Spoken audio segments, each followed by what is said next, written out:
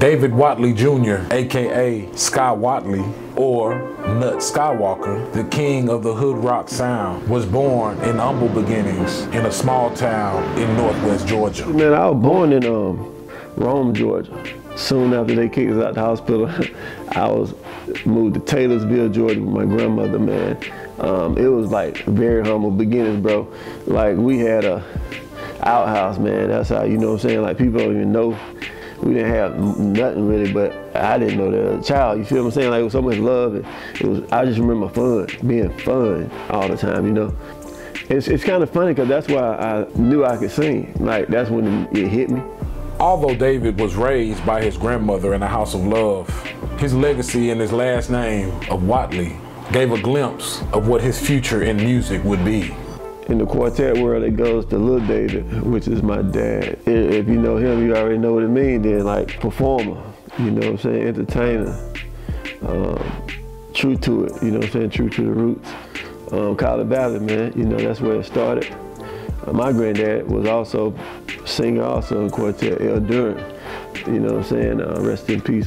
When you say Whatley, you already know you thinking about singing, you know, doing their thing, representing. Everybody want to be the best, so it's a competition within itself being a Whatley, you know what I'm saying? Back in the day, like on Sundays, they had this thing called the Soul Sounds, man. Soul. We played gospel music on Sundays, right? And then every Sunday, if you was in that area, everybody did that on Sunday. That's what you listen to early in the morning, waking up while you smell the breakfast. You listening to the Soul Sounds, man. I remember this song by Willie Banks. Mother, don't leave your little children. Some part of God is still in charge, right? And I hit it just like he did. I guess the children part tied in with me because I heard so much and I hit it. And my grandmama, whoever was in the room, like, oh shit, that boy can sing. Like, you know what I'm saying? So I just remember that like it was yesterday, kindergarten, I think, and there was a teacher there. She was the only black teacher there. I was coming to class or something and she told me like, your dad got a new record out, a new song out, something like that, you know what I'm saying? So it was like, damn, my dad sang? I didn't even know shit, you know what I'm saying, like he's little. But after that, you know, he would take me places, you know, shows and stuff, get to, you know, walk on stage or hang out. Every time I remember just going to these churches and singing, they like, hey, when you gonna turn him loose? You know what I'm saying? But I was too little then, of course. And eventually I started getting booked. Like my mom had to take me different little areas around there doing my thing, you know what I'm saying? That's how you get your skating rink money on Sunday nights. While they was out there playing, I had to go sing, but I had that $3 to get in to the skating rink that night. When I moved to Rocktown, we moved to Bamwood, right? That shit was like, to me, it was like goddamn Compton. You know what I'm saying? Like, it was people everywhere, like kids everywhere. These boys had four-wheelers and go-karts and shit. I was like, oh shit, this where it's at, you know what I'm saying?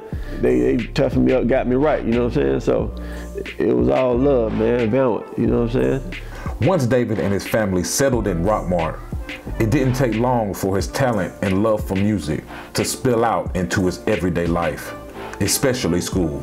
First of all, I started in 9th grade. It was a group called Inside Out. It was me, Big Money, Straight Dog, and a dude named 25. The first show we had, bro, this shit was so crazy, right? They used to put on these shows downtown in Rocktown at the auditorium, like Apollo style, bro. So Big Money, he's the first person ever put me in the studio. He had money to do stuff, so he was like, we finna rap, we finna get in the studio. I'm like, where the hell we gonna find a studio? They had this studio in Cedartown, like a fucking little mobile trailer, dog. Like, it had like regular headphones in there, but they had a little tracking board, and we went in there and dropped the record, you know what I'm saying? I brought it back to my dad, I was like, you like this? He like, hell yeah, I like it.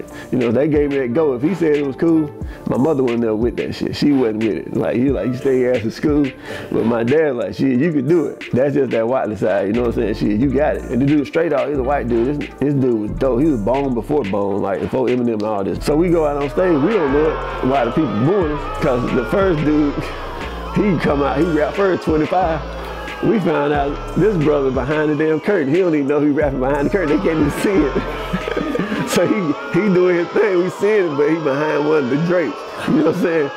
We get booed, man. It's cool though, you know what I'm saying? So we heard about, you know, we knew about the Rocktown Clique. It was, at that time, it was Beast Kane, Chuck Wick, and I think they had already moved Straight Dog over there from our group, but Straight Dog started with us Inside Out.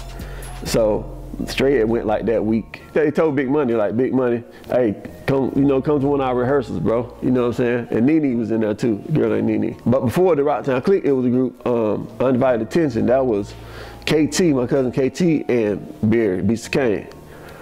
Fast forward a little more. So Big Money, like, he always would sign me up for shit. Like, even in high school, bro. We had a African-American club, 9th grade. We in the auditorium signing up. All right, we having a talent show coming up. Anybody want to perform? His nigga raised my hand. He grabbed my arm. So, you know what I'm saying? It's up there now. But I hit this R. Kelly slow dance, bro. The girls running off from backstage and everything, bro. That next week in school, I was the man. He invited me, he said, "Nut, you gotta come, man. I'm going to meet with the clique, Rocktown." I'm like, bet. So I went, man. Day one, we started gelling, man. Like, it was just a cool vibe. And shit, Chuckwick, he was dope as shit. He was a little young nigga, he was dope. Straight off, we had all the flavors. BC was like a Dre, he was producing. We went in the studio, man, in Woodstock, Georgia for the first time, like a real studio. And we dropped I Plead Guilty to Rocktown.